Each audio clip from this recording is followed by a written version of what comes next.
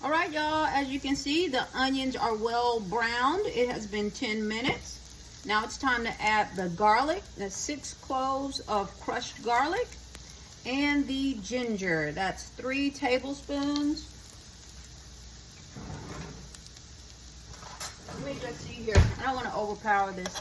It's 3 tablespoons. 1, 2.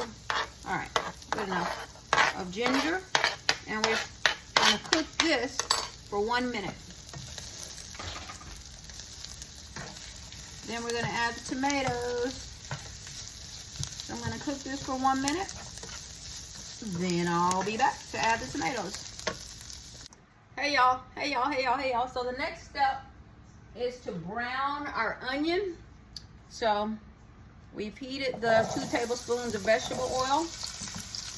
The directions say to cook these onions until they're well browned, about 10 minutes. I have never cooked onions 10 minutes, but let's make it do what it do. So 10 minutes. I'm going to set my oven timer here for 10 minutes. And we have this on medium heat. Let's get it cracking. All right, we've cooked our onions, garlic, and ginger for 1 minute. Now it's time to add these crushed tomatoes, 28 ounces of crushed tomatoes. And we're also adding a 1/2 cup of water.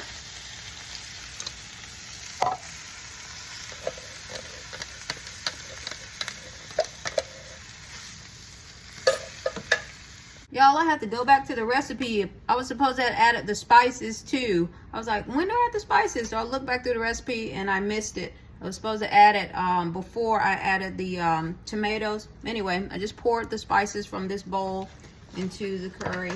So anyway, this is supposed to simmer for 15 minutes.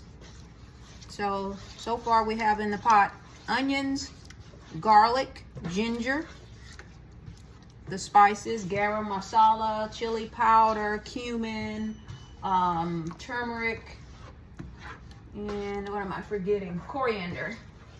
And also the crushed tomatoes and a 1/2 cup of water. So we're gonna let that simmer. Then we have to put it into the blender and blend it on high. All right, so we're gonna let this simmer.